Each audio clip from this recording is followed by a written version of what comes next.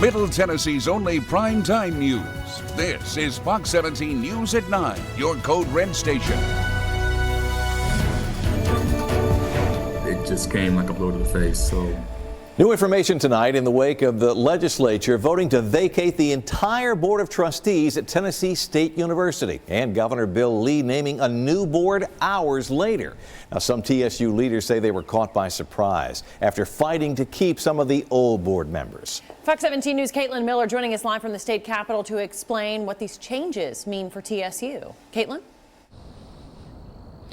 Yes, well, Governor Lee signed the bill to vacate the board and already appointed 8 new members, all of which are TSU alumni. However, this decision still caused a lot of controversy.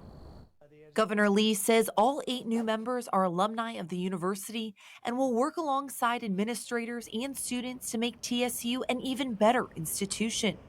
Governor Lee is excited about this decision. But former TSU student trustee Sean Wimberly Jr. expresses his concerns. Even though we've been given a new board, I think that the branding of the school has been tarnished. Wimberly has been part of the fight to prevent the board from being vacated and says he was caught by surprise Thursday when the bill was signed and a whole new board was appointed, especially because he says they are in the middle of a presidential search. When I found out I was interviewing one of our candidates, and the email got sent that the board had got removed. So it's like, it was surreal, because how do we operate, but we don't exist? Others are very happy about this decision. The Save TSU organization sent a message to the General Assembly and Governor, thanking them for appointing highly qualified alums.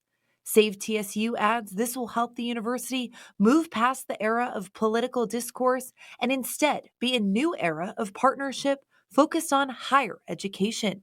Civil rights activist Reverend Vanita Lewis thinks differently. This is historical, it's unprecedented. It would not happen to MTSU or any of the other state colleges. She says this decision that's gained national attention may happen to other HBCUs. And some TSU student leaders are hosting a national press conference on Monday to raise their concerns about this decision. They've also invited some civil rights leaders. Now, this will take place here at the state capitol at Monday at 11 in the morning. Reporting live from downtown, I'm Caitlin Miller, Fox 17 News, your Code Red station. Caitlin, thank you. Continuing coverage now on an early morning house fire that killed an elderly woman in Williamson County. This picture shows just how massive the flames were and how badly the house was damaged by them. 3 people managed to escape on their own, but an 84-year-old woman was overcome by the smoke and the flames and was killed. No word yet on the cause of the fire. The Red Cross is helping survivors tonight with temporary housing. Well, a third local school district picking sides when it comes to Governor Bill Lee's controversial school choice program. Today, Clarksville-Montgomery County leaders joined parents to hold an opposition rally, hoping to sway lawmakers at the state capitol. Public dollars should go to public schools. Governor Bill Lee's school voucher program is one of his top priorities this year, hoping to give eligible students just over $7,000 of taxpayer money per year to put towards any private or home school of their choice. The framework of the bill has been reworked many times. And a recent poll found that 85% of Republican voters support the concept of the money following the child. So this is a no-brainer. It's a win-win solution, too. The public schools up their game in response to competition. Hoping a program like this elevates and engages school performance across the board. But Democrats don't see it that way. Friday, the Tennessee Legislative Democratic Caucus, along with Clarksville-Montgomery County leaders, held a pushback rally. Allie Phillips says her special needs daughter will suffer under this setup. And when we have these voucher scams that take away public funding and put them in private schools, that's taking away the resources that her school is already underfunded with and is going to make it even less of an accessibility for her. Clarksville City Council passed a resolution against school vouchers, and in a 5-2 vote this week, the school board did too. Clarksville-Montgomery County joins Williamson and Wilson County signing off against the program. Still, there are parents out there that believe this is a unique opportunity that is meant to benefit everyone. The decision should be in the hands of the parents. They should be in the driver's seat. They are the primary decision makers for their own kids, not the government. Crisis in the Classroom is Fox 17 News' commitment to exposing problems in our schools and finding solutions. If you have a story you think we should cover, send us an email to news@fox17.com or call our tip line, the number there on your screen, 615-266-4149. In consumer news tonight, a stand against unscrupulous telemarketers. State lawmakers are very close to passing a law that would make it illegal for them to trick you into answering the phone. Now, you know the drill. We've all been there. The phone rings. It looks like it's a local call. The ID information may even show it's coming from your town, but when you answer, it's a telemarketer, maybe a bill collector in some cases, who has altered the caller ID information. This bill is aimed squarely at this practice, which is referred to as spoofing.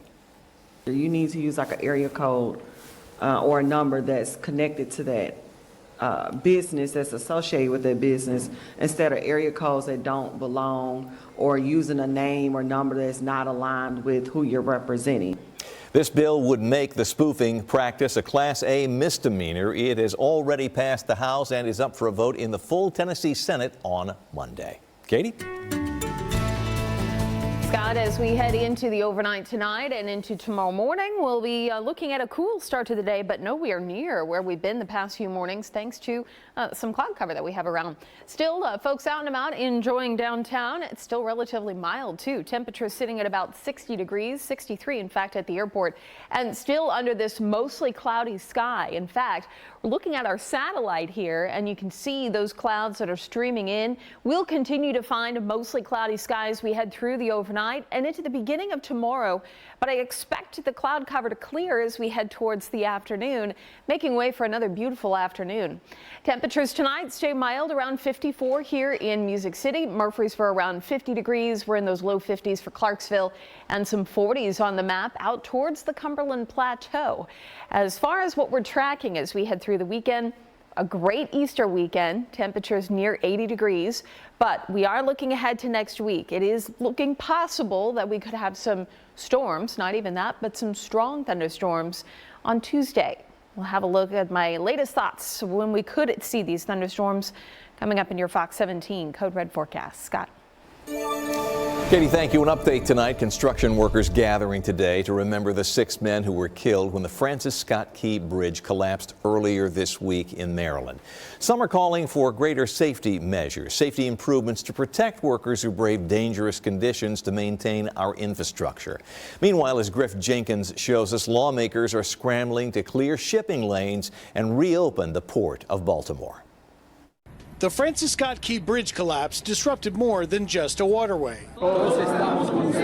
We are joined together today for a somber moment to honoring the 6 brothers who lost their lives during the Key Bridge collapse. Workers in the Baltimore community honoring the 6 construction crew members presumed to be dead after the bridge collapse. Officials say the crew, employed by Bronner Builders, was repairing potholes on the bridge when it went down. The deceased workers hailing from El Salvador, Guatemala, Honduras, and Mexico. The workers who are immigrants to this country, workers who shoulder to shoulder with U.S.-born workers and as brothers and sisters build this nation. So far, 2 of their bodies have been found, trapped in a pickup truck. The tragedy sparking calls for stronger protections for immigrant construction workers. ¿Qué pasaría?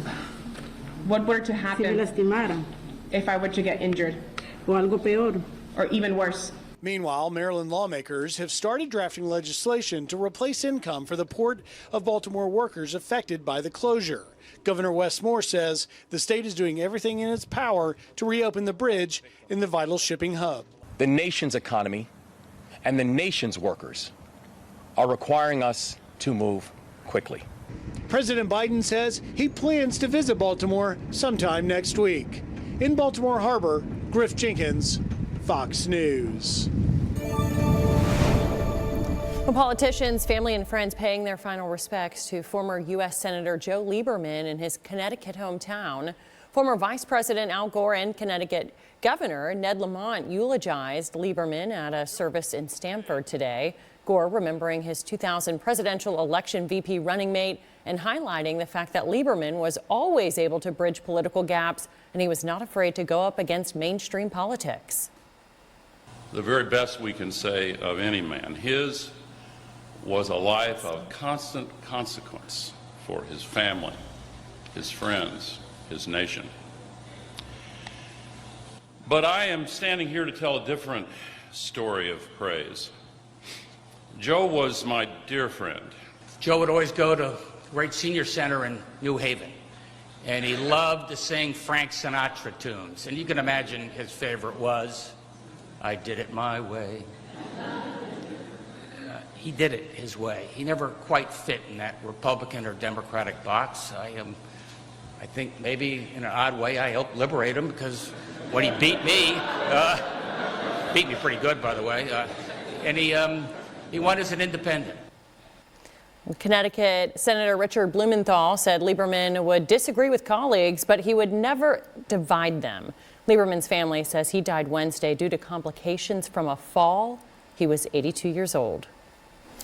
Just ahead on Fox 17 News, a pro-Palestinian protest leading to a handful of Vandy students being arrested. Tonight, the call to drop the planning, with a reminder that our company's goal is to wash every widow's house in Nashville for free. To help us, visit brownspressurewashing.com and click on Wash a Widow's House. Operation Crime and Justice, some new video of a pro-Palestinian protest at Vanderbilt University this week that led to the arrest of several students. That's them pushing their way in. They're charged with vandalism and assault for pushing past campus security officers, including the one you see there. But a group of Metro Council members tonight is asking for the charges to be dropped. As Fox 17 News' Kylie Walker explains, this unruly campus protest started with a sit-in.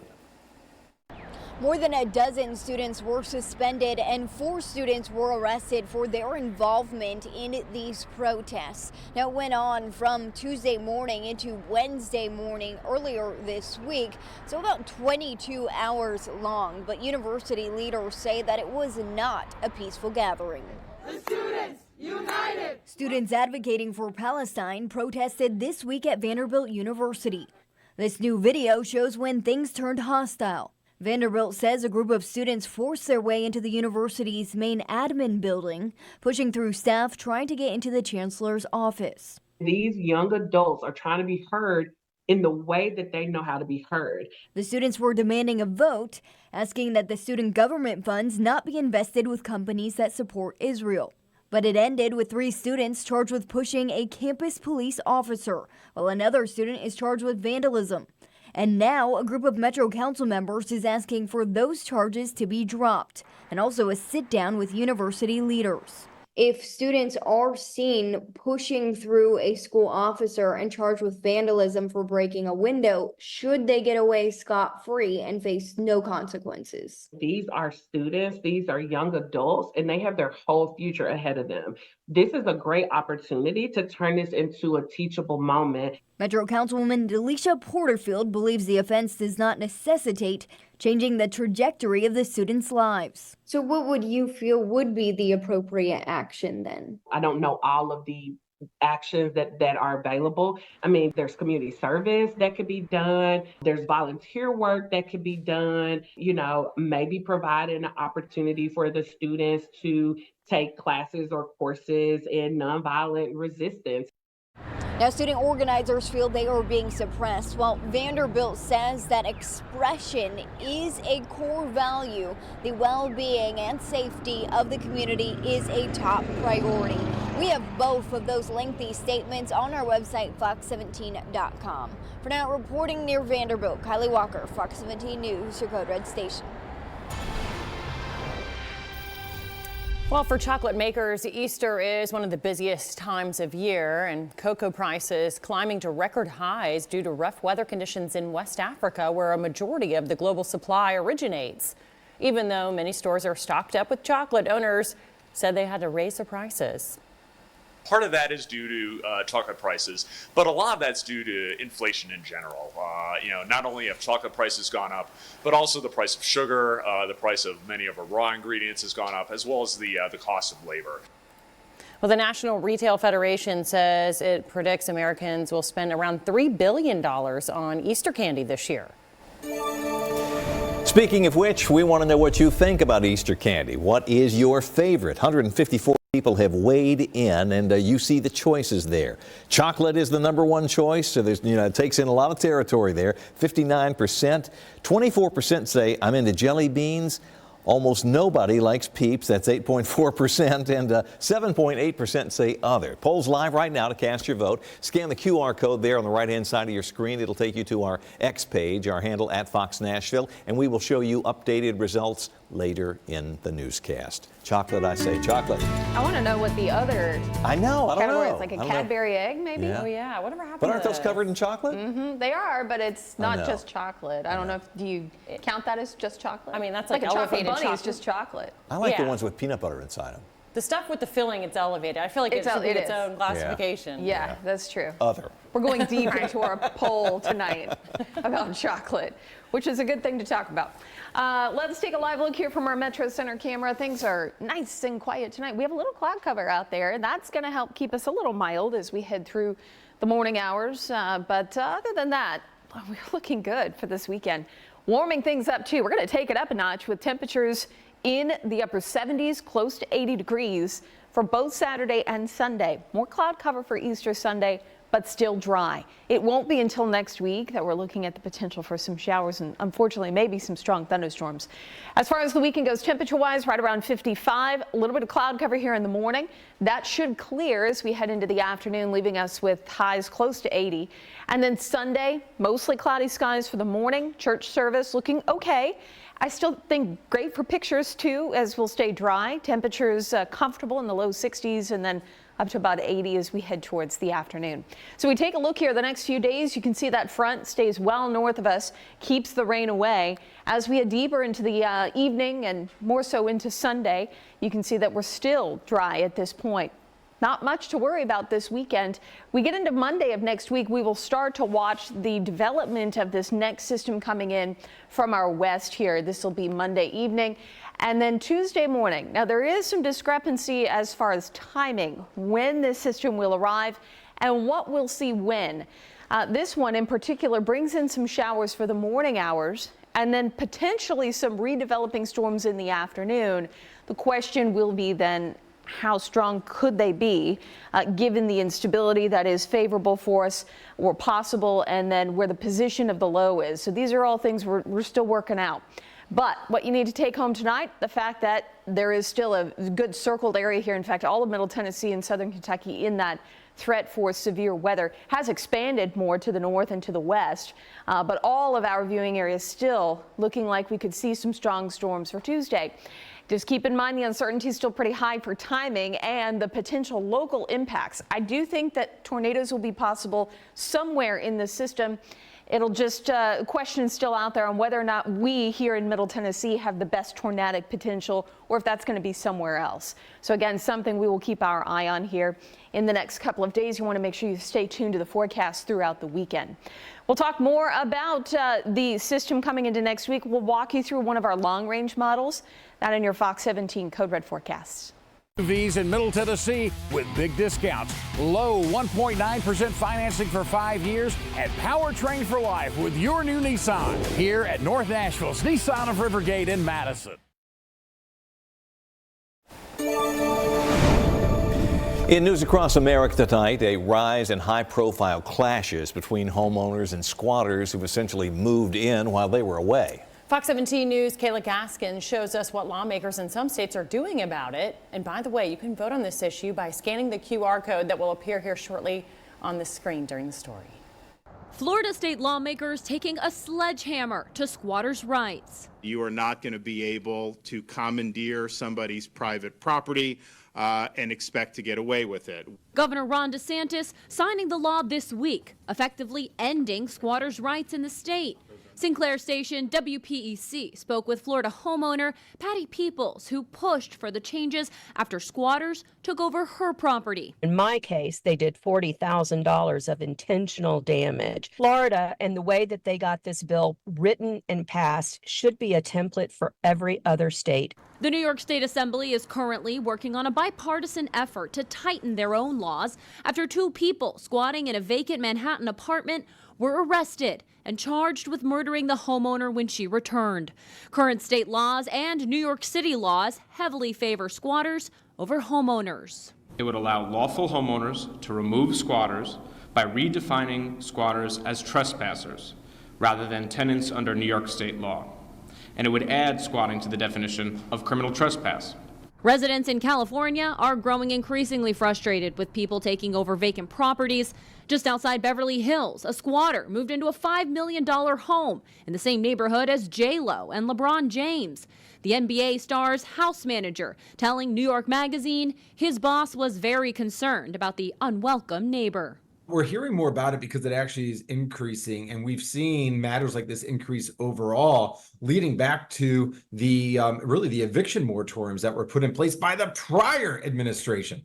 Florida's new squatter law goes into effect July 1st. Supporters of the changes to New York's law are pushing for swift passage, calling the matter urgent.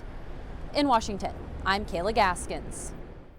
Now, during this story, we had a QR code on your screen linking you to a poll asking whether you think police should be able to remove squatters from your property immediately. A lot of people voting. Look at that, 1,537. 98.5% say yes, the cops ought to be able to move these people right out. Only 1.5% said no. Our thanks to all who took time to cast a ballot. Just ahead, Read Baby Read, the mission of this mid-state nonprofit and the Fox 17 News staffer who is helping. I was worried about being able to pay my bills. I enjoyed you representing me because I knew I had to have the best. This Fox 17 newscast is sponsored by B.F. Myers Furniture. New tonight, shining the spotlight on a mid-state program that is focused on the benefits of reading. Learning to read, of course, helps to engage young brains and helps young children build language skills. Fox 17 News' Amanda Chin volunteers with Read Baby Read, and tonight she's giving us a first-hand look at the work. Who has a kissable nose? Smiles, giggles, and joy. Those emotions are felt by children at St. Luke's Community House every Wednesday. We all know that literacy is the foundation of lifelong learning.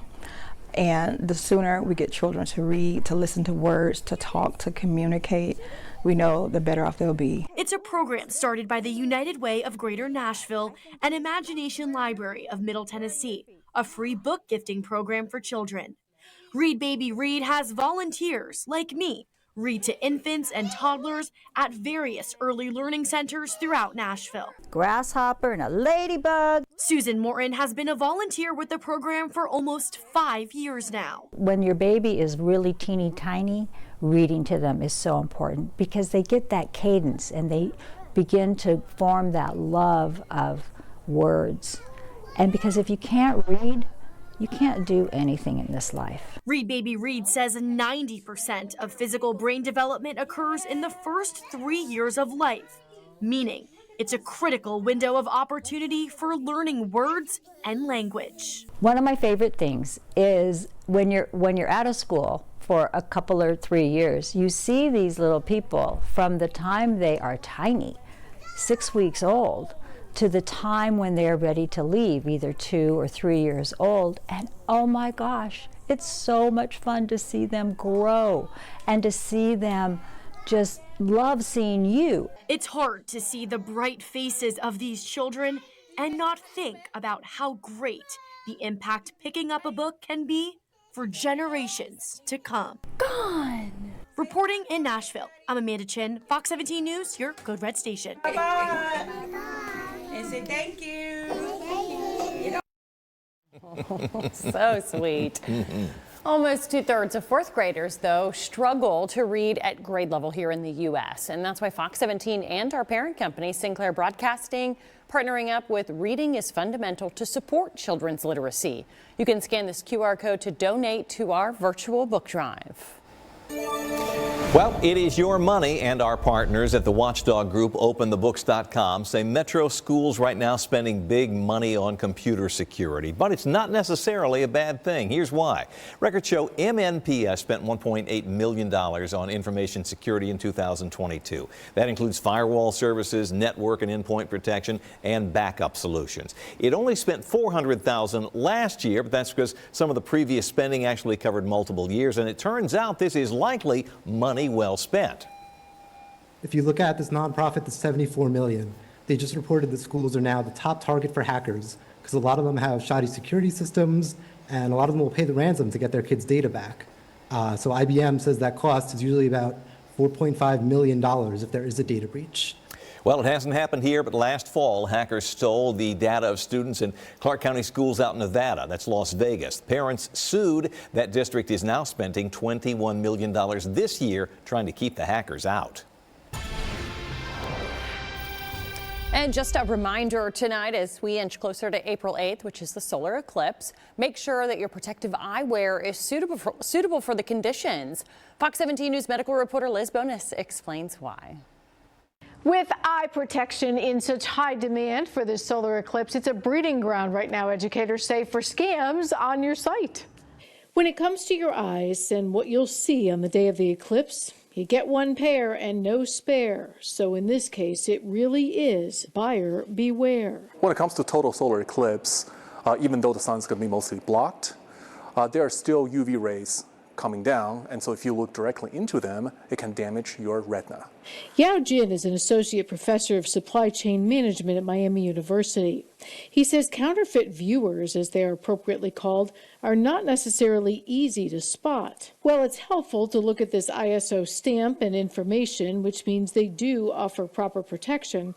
Mr. Jin says even the certifications on some of them can look like the real thing when they are not. It's the false sense of security that ultimately really matters. So in addition to the certification stamp to protect your eyes properly, two other things need to be considered: where you buy them and who makes them. For an approved list of both, the American Astronomical Society has a list of recommended solar eclipse viewers. In addition to this list, most retail stores pre-certify, and you also lower your risk of getting a counterfeit pair if you buy direct from a manufacturer, as opposed to a third-party seller online. When it comes to your eye health, it is not worth it to try to save a buck or two, even if you're only going to use the eclipse viewer once. He says if you must buy from an online marketplace, look for evidence of manufacturer authorization. To find out more about that, you can go online. With your health news, I'm Liz Bonus reporting. A little bit of cloud cover tonight will help keep temperatures mild as we head through the overnight hours and into tomorrow morning. We're sitting at 63 still, expecting that low right around 50 to 52 as we head through the morning hours for Saturday.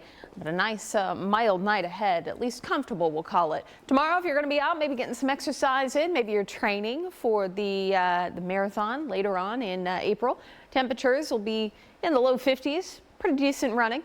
Looking at a little bit of cloud cover early on, better chances of that bright sunshine or more sunny skies as we head later in the morning and more into the afternoon.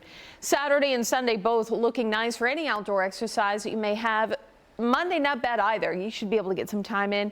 It'll be Tuesday that we're looking at the potential for these thunderstorms. We'll talk more about that. We're going to walk you through a potential timing coming up in your Fox 17 Code Red forecast. Megan. Thank you, Katie. Titans make a move for one of the top cornerbacks in the league. What they traded for the Chiefs superstar. To help us, visit brownspresswashing.com and click on Wash a Widow's House. This Fox 17 newscast is sponsored by Eurostone. Good Easter news for you. Several groups are hosting Easter events over the weekend, and we thought we would point out 3 of the big free opportunities for you and your family. Relatives of the late state Senator Thelma Harper hosting her annual Kids Are Special 2 Easter egg hunt. That's going on 2715 Tucker Road. If that sounds familiar, that's where the Metro Police Training Academy is located. Now, the Edge Hill community is hosting an Easter egg hunt at 11 tomorrow, and that one's taking place down here, 14th Avenue South. 1400 is the actual street address. And finally, the Nashville Fairgrounds, very close by, hosting an Easter Bunny meet and greet. That is 11 o'clock tomorrow. The address right there, 625 Smith Avenue. And again, that is at the racetrack at the fairgrounds. Earlier in the newscast, we told you about our X-Poll tonight, asking about your favorite Easter candy. Up to 163 votes now. And, well, let's just say chocolate is king, 58.9%. 25.2% of people say we love jelly beans the best. Peeps, 8.6%. And that ever-elusive other at 7.4%.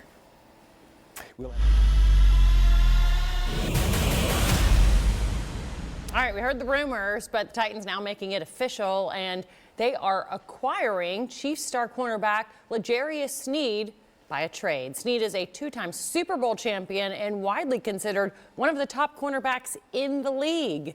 The 27-year-old started in 57 regular season games over the past 4 years, where he's recorded 10 interceptions and 6.5 sacks. Sneed has been a key performer in the Chiefs' Super Bowl runs the last 2 years and will make an immediate impact in the Titans' secondary. The Titans are trading Chiefs' 2024 7th-round pick and a 2025 3rd-round pick in exchange for Sneed and a 2024 7th-round pick. So he was not cheap. All right, still, sooner or later, the Preds' impressive point streak was going to come to an end. That wasn't the case last night in their 8-4 loss to the Arizona Coyotes. It was the first loss in regulation for the Predators since February 15th, as they put together an 18-game point streak to set a new franchise record. Good news, though, the loss didn't hurt their playoff chances too much. Preds still hold the first wild card spot in the West with 90 points. Coming up, talking more about the chances for showers and thunderstorms as we head into early next week. That in your Fox 17 Code Red forecast. A majority of Americans. And one line of Spectrum Mobile Unlimited free for 12 months. Start saving today. Go to Spectrum.com, a Spectrum store, call 844-242-1479, or scan to call now. This Fox 17 This Morning newscast is sponsored by Electronic Express. We make it happen.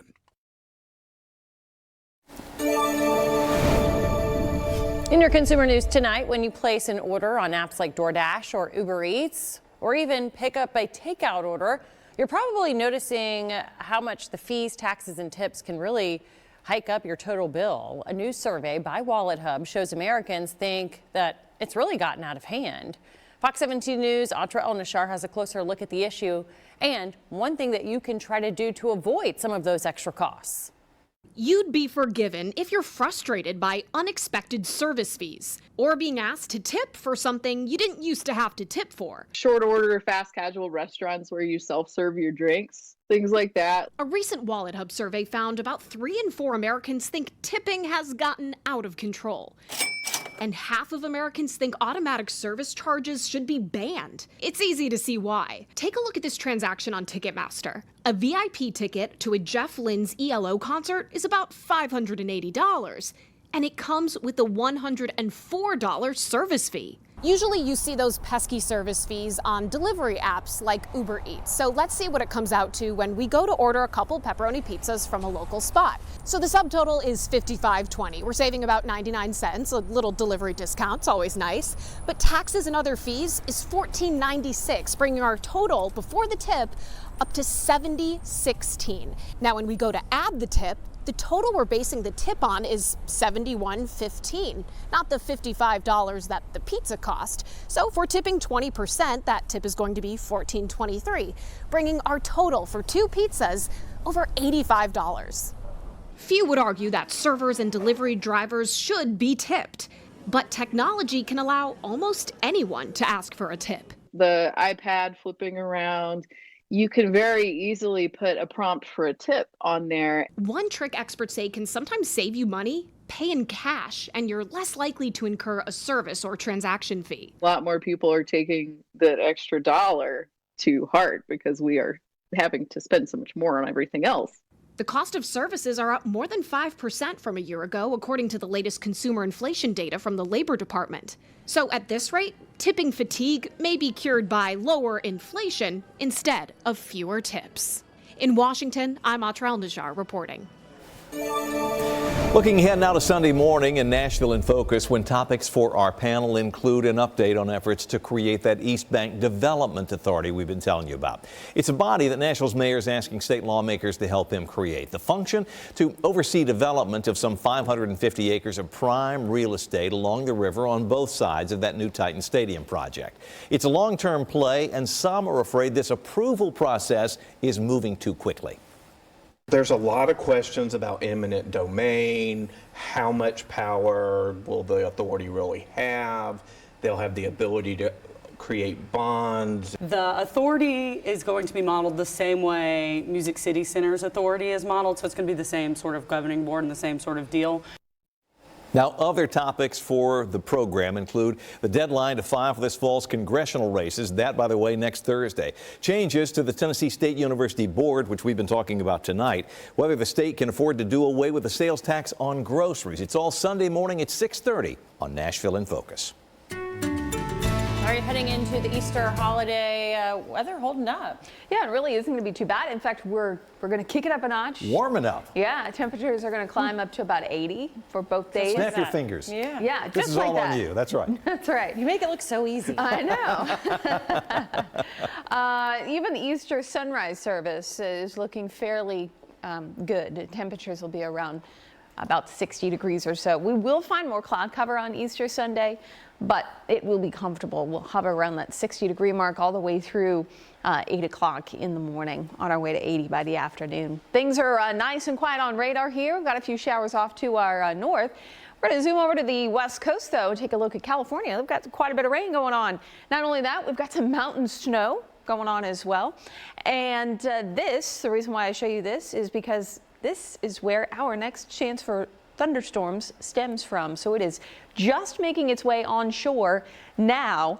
So as we get into the weekend, we're going to start to be able to get better details on what may or may not develop as we head into Tuesday of next week. This is the latest from Storm Prediction Center. Pretty big area, a good chunk of real estate at this point, as it should be 5 days out. But it still does bullseye all of Middle Tennessee and Southern Kentucky as a risk for maybe a few strong thunderstorms. So I thought we'd walk through one of these long-range models. A lot of the models they're just not in line together. Some are showing timing differences, instability discrepancies. So once we get this system onshore, we can get some actual readings. We'll start to be able to better analyze what may or may not come our way on Tuesday. So here's Monday night, a few showers and thunderstorms. A lot of it looks to lift north of us here. And some of the models have been showing some showers in the morning hours. That was one model I was showing you earlier. This is a different one that we're seeing here. And maybe a few showers trying to pop up throughout the morning, but we're looking for redevelopment in the afternoon. That does look possible, but with this particular model, it keeps a lot of the activity a little more east. Still, again, very early, and we can easily see a shift either way. So we get through Tuesday night and into Tuesday overnight, and you can see it all starting to clear out. So timing right now, I would say, would probably be the afternoon, evening. That would be the time frame that we're more concerned with for any redevelopment with strong activity. Case in point, just keep in mind of the forecast for next week and stay up to date with the latest updates this weekend. As we get into next week, middle of next week, behind the system, we've got some cooler air on the way. Temperatures are going to be in the low 60s as we head into Wednesday, Thursday, and then even the potential, I would say, for some 30s, low 30, or I should say upper 30s for early Wednesday morning. So we'll be looking quite chilly for the later half of next week, at least chilly compared to where we'll be this weekend with those low 60s around. 17 Newscast is sponsored by Eurostone.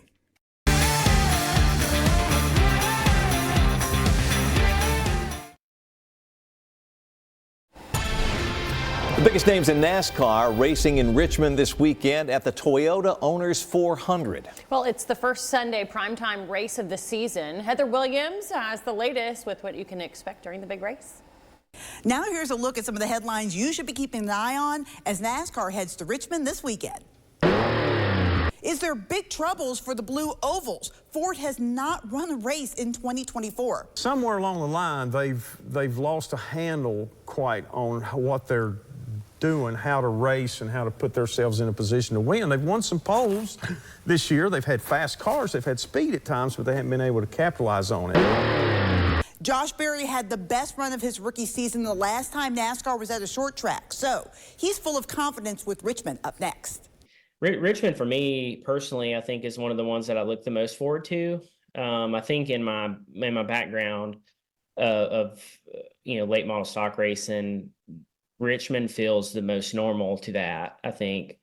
So that's encouraging and that's exciting to go do that. Even in the Xfinity Series, we always had really good runs there. You can watch my full conversation with Josh Berry and our expert Chris Carrier on the Backstretch podcast. You can find that on Apple Podcasts and on YouTube.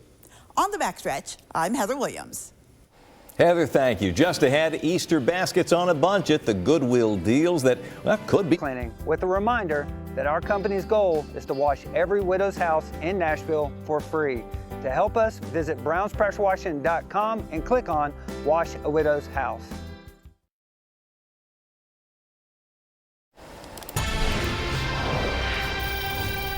Well, Easter is just a couple of days away, which means that you're running out of time to get those Easter baskets together. It's a conversation families are having for sure, and if you're on a tight budget, Goodwill leaders say, let us help. Goodwill has Easter basket items for shoppers to choose from under $10, books and toys, they say, under $2. You can make, baskets with some toys, with some arts and crafts. You can even make adult Easter baskets with plates and dinnerware. It's really a great place to find amazing treasures. And if you don't have the time to head over to the store, you can just use household items like tablecloths to line your baskets instead of that plastic grass. This is Fox 17 News at 10, your Code Red station.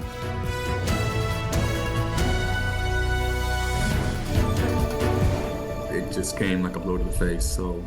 New information tonight in the wake of state leaders vacating the entire board of trustees at Tennessee State University. Some university supporters say that they were caught by surprise after pushing some of the existing trustees out. Trying to save those. Fox 17 News' Caitlin Miller now live in the state capitol with more on exactly what this sweeping change means for TSU. Yes, well, Governor Bill Lee already signed the bill to vacate the entire TSU school board and already appointed 8 new members. Now, all of these new members are TSU alumni. However, this decision has already caused some controversy. Now, Governor Lee says that the alumni will work alongside administrators and students to make TSU an even better institution. Governor Lee is excited about this decision, but former TSU student trustee Sean Wimberly Jr. expresses his concerns.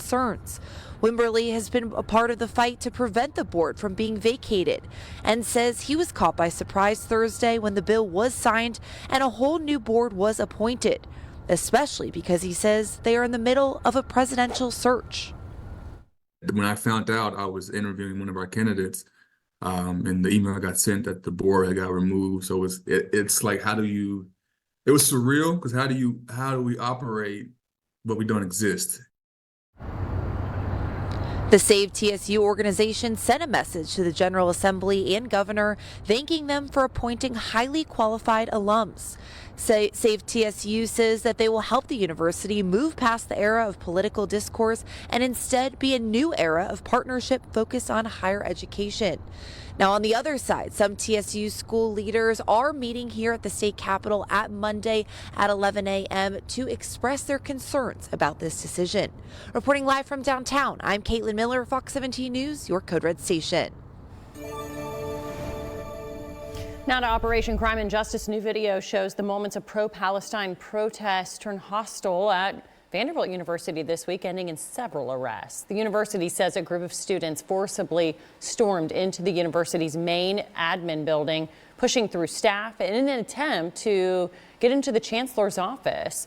Later, 4 students were arrested for their involvement, while more than a dozen were suspended. 3 students are now charged with pushing a school officer, while another student is charged with vandalism. A group of Metro Council members now want those charges dropped. If students are seen pushing through a school officer and charged with vandalism for breaking a window, should they get away scot-free and face no consequences? These are students, these are young adults, and they have their whole future ahead of them.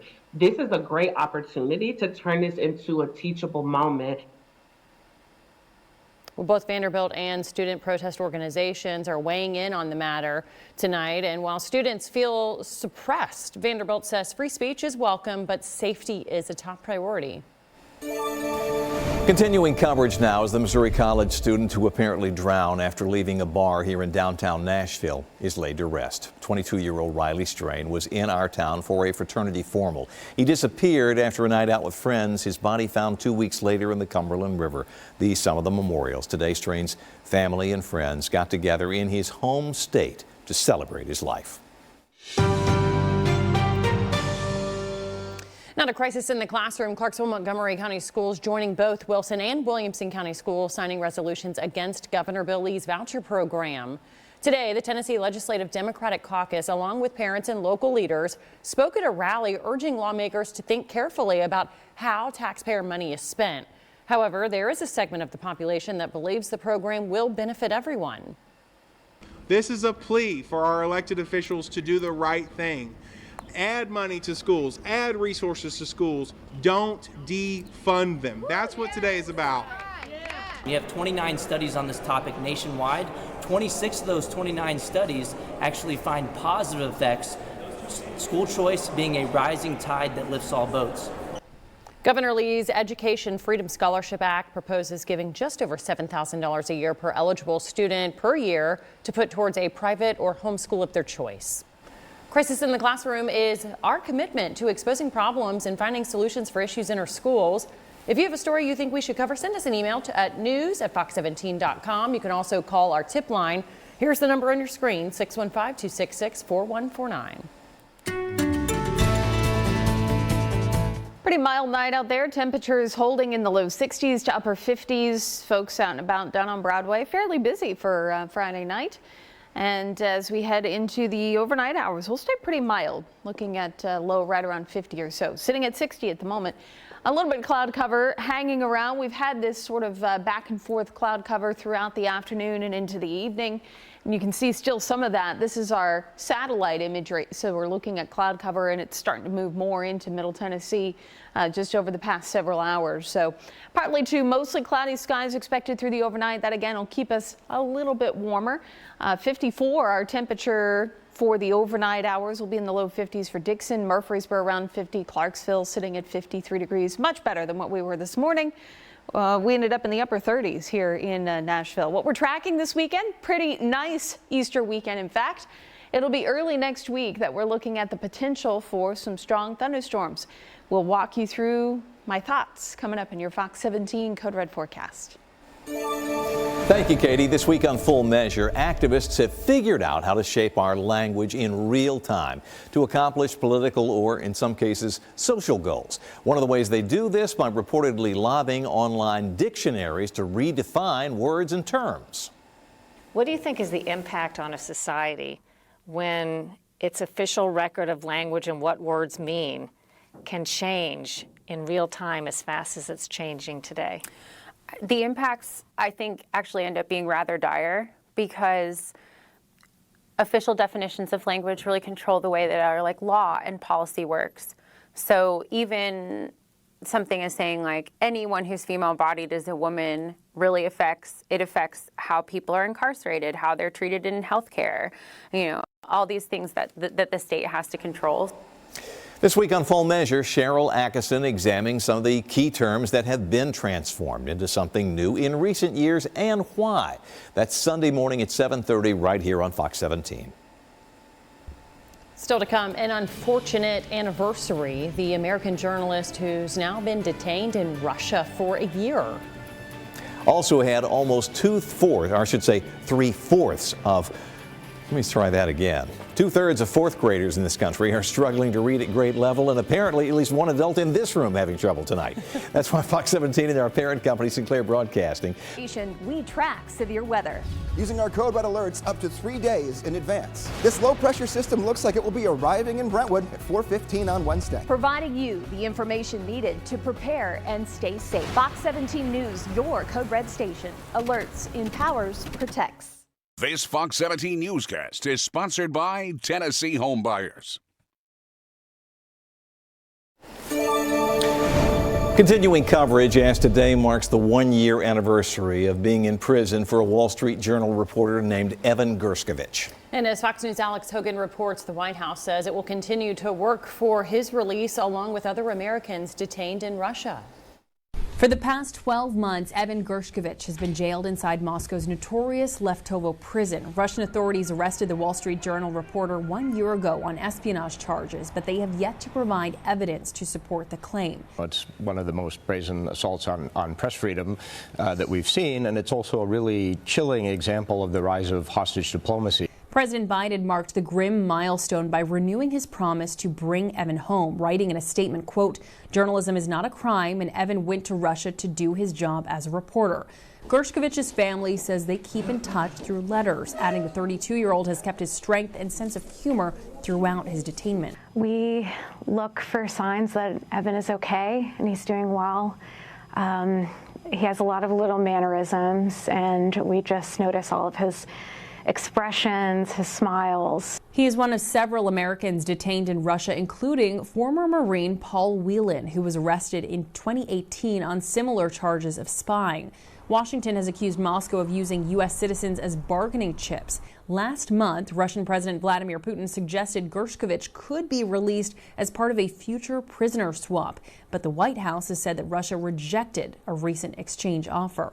It is opportunistic, and therefore it does become a tool. You know, people become tools of Russian politics. This week, a Russian court ordered Gershkovich to stay behind bars until at least June. In London, Alex Hogan, Fox News. Closer to home, several organizations and groups hosting Easter events this weekend. We thought we would point out 3 really nice ones that are free. Former State Senator Thelma Harper, the late Thelma Harper, has family that's holding her tradition and keeping it alive this year. The annual Kids Are Special 2 Easter Egg Hunt. That's taking place right here at 2715 Tucker Road. That is the site of the Metro Police Training Academy in Bordeaux. Now, the community of Edge Hill is hosting an egg hunt tomorrow at 11 a.m. and that is taking place down here, 14th Avenue South, 1400's the actual street address. And very nearby, finally, the Nashville Fairgrounds is hosting an Easter Bunny meet and greet. That's also at 11 a.m. and that's happening nearby here at the Speedway, which is located at 625 Smith Avenue. Have a great weekend. Earlier in the newscast, we told you about our X poll asking about your favorite Easter candy. Inquiring minds want to know. 168 people weighing in. 58, nearly 59% say chocolate is their favorite. 25% say jelly beans. 8.3% say Peeps. 7.7% say other. Each night, look for a new X page. A poll, I should say, on our X page. Our handle is @FoxNashville, and our thanks for all who voted in this one. A mom who recently had a heart event, now healthy, she says, with the help of faith. I'm Liz Bonus. We explain what a difference it's made in her recovery. It is just ahead.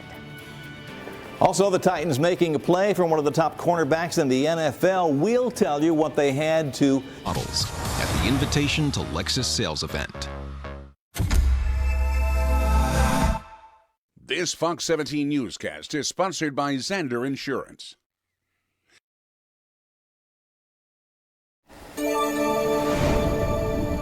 In your health news, a young mom who recently suffered a heart attack, encouraging others to take care of their hearts. So important. Fox 17 medical reporter Liz Bonus tonight shows us how she is healing both body, mind, and spirit. Hey there, everybody. Hello to you. This Easter weekend here, Wade, seen here with her family celebrating good health after a recent heart event happened when she was just 32 years old. She credits her healing to a strong medical team and a strong faith. This past July, I woke up, was getting my kids ready for school, and I started having a serious amount of heartburn that landed into chest pain, and before I knew it, I felt like I heard from God, you need to go to the hospital. Immediately, heart surgeons at Ohio's Christ Hospital opened up a blocked vessel and likely saved Tiara's life. Heart attacks happen in young women. We often think that heart attacks are the grandmother's disease, or we get that when we get older. As Tiara learned, young heart attacks are often linked to family history. I have an identical twin sister, and she went and got genetic testing, and her levels were through the roof high, like mine were as a risk. But in all this, Tiara, who works in outreach for Crossroads, a non-denominational in-person and online church, says this Easter weekend she's also reflecting on the peace that she's had since that first day when she needed urgent care. I tend to, when things still get rough, like just go back to being in cath lab and picturing Jesus being in the operating room and kind of being the one that's calling all the shots. And I can't explain the peace, but knowing that he was there and knowing that he's saving me because I still have a bigger purpose to do in this world. That purpose now, she says, encouraging women to seek early intervention for heart health and support if you need it from family, friends, and faith. Since the heart attack, God has made pathways for oxygen and love and light and him to really help me know what my worth is and help me use my voice in powerful ways and help me speak life into other people where I wasn't doing that before. The stress reduction, Tiara says she feels from that, of course, another important step in heart health. She says it works for body and soul. With your health news, I'm Liz Bonus reporting.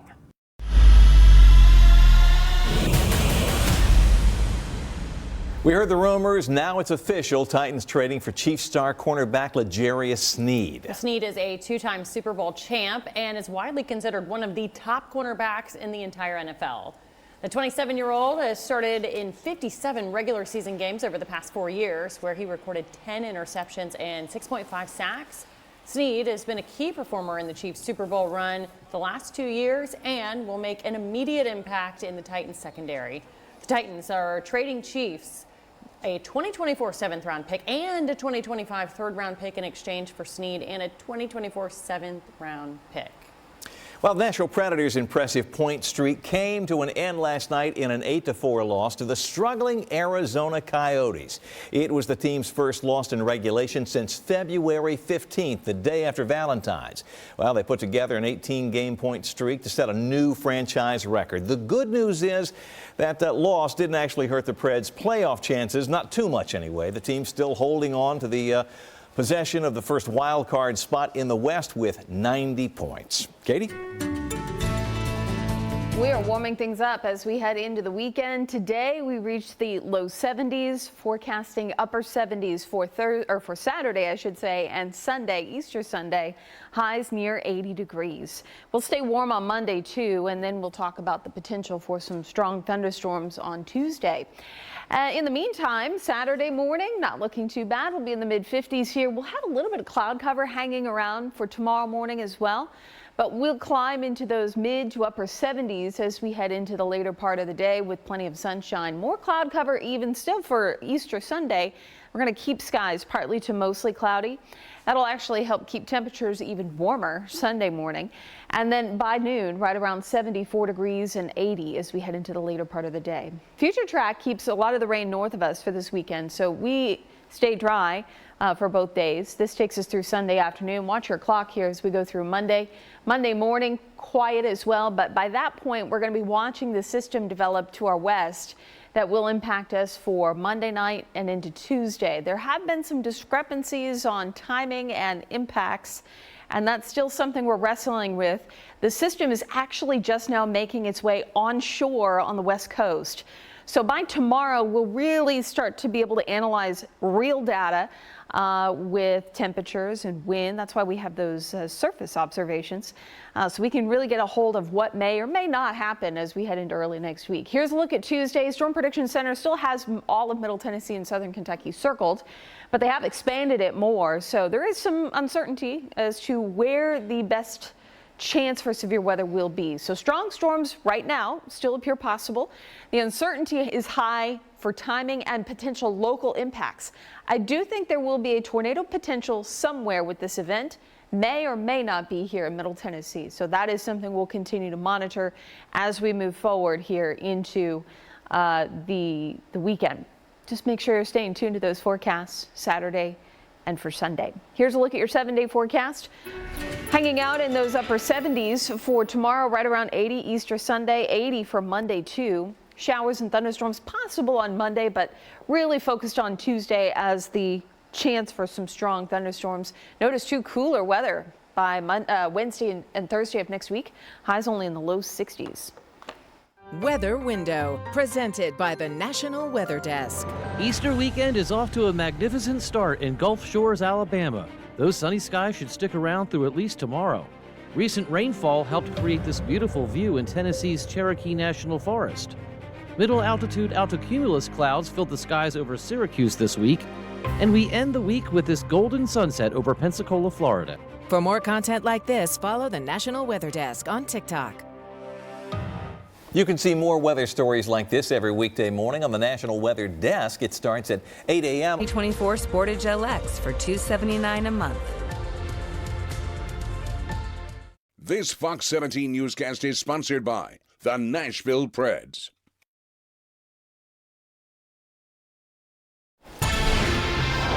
Stars of NASCAR will be making left-hand turns in Richmond, Virginia this weekend. Well, Heather Williams has the latest now with what you can expect during the big race. Now here's a look at some of the headlines you should be keeping an eye on as NASCAR heads to Richmond this weekend. Is there big troubles for the Blue Ovals? Ford has not run a race in 2024. Somewhere along the line, they've lost a handle quite on what they're doing, how to race and how to put themselves in a position to win. They've won some poles this year. They've had fast cars. They've had speed at times, but they haven't been able to capitalize on it. Josh Berry had the best run of his rookie season the last time NASCAR was at a short track. So he's full of confidence with Richmond up next. Richmond, for me personally, I think is one of the ones that I look the most forward to. I think in my background of late model stock racing, Richmond feels the most normal to that, I think. So that's encouraging and that's exciting to go do that. Even in the Xfinity Series, we always had really good runs there. You can watch my full conversation with Josh Berry and our expert Chris Carrier on the Backstretch podcast. You can find that on Apple Podcasts and on YouTube. On the Backstretch, I'm Heather Williams. An Easter candy staple, how this holiday is impacting chocolate makers.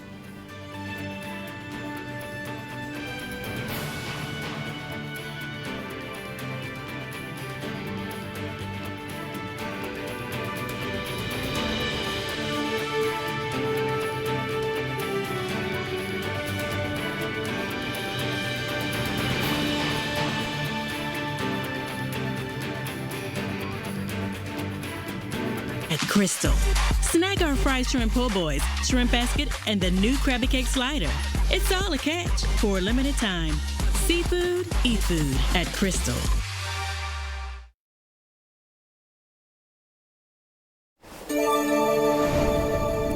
In the economy tonight, the impact Easter has on chocolate makers. It's one of their busiest times of the year. That's right, but this year prices are high, sky high in fact, because of inflation and other forces. Fox News' Kennedy Hayes now with more on how that is impacting stores' bottom line. This family-owned business tells me they're selling their chocolate at higher prices this year, but luckily for them, it hasn't seemed to slow down customers. They say this year's Easter is just as important as Christmas and Valentine's Day. Chocolate makers prepare for one of their busiest times of year. Turn on the shake table. Easter. Distributed, and then pour them out. But making the Easter treats this year will cost more. Cocoa prices climbed to record highs due to rough weather conditions in West Africa, where the majority of the global supply comes from. Stargazer Fine Chocolate says they are fully stocked, but still had to raise their prices. Part of that is due to chocolate prices, but a lot of that's due to inflation in general. Not only have chocolate prices gone up, but also the price of sugar, the price of many of our raw ingredients has gone up, as well as the cost of labor. According to Nielsen IQ, chocolate rabbits are around 7% more expensive than last year, costing around $2.99. Chocolate eggs are around 11.8% more expensive than last year, costing on average $2.70. Thanks for coming. Thank you. Yeah. The National Retail Federation says they predict Americans will spend around $3.1 billion on candy this Easter. I've just had to budget a little bit more for that, but Easter is really important, and I love Easter, and so I still want to get some chocolate. We all like to do a lot of cheese charcuterie board nights, and we used to get chocolate bars to go with that, and now it feels like that's the most expensive thing that we would have to buy. I like to wait until the week after when everything's on sale. That's when I'll finish up my Easter shopping. Big chocolate companies like Hershey's and Cadbury maker Mondelez say they also had to raise their prices this year, but they expect plenty of people to buy their chocolate and to bring in even more revenue this year. In Denver, Kennedy Hayes, Fox News. Earlier in the newscast, we told you about our X poll asking about your favorite candy, in honor of Easter. Chocolate leading the way, almost 59%. 25% of people say jelly beans are my favorite. 8.3% say Peeps, and we were joking about this earlier. I don't know what the others are, but 7.7% say other. Thank you for taking part. Have you guys given any more thought to the other things you might like? I have no idea. I know. I don't know. I don't know. Thought we covered all the bases right The there. other is every other thing. Let's just put it in my hand. It's not really an Easter candy, it's just a candy. That's right.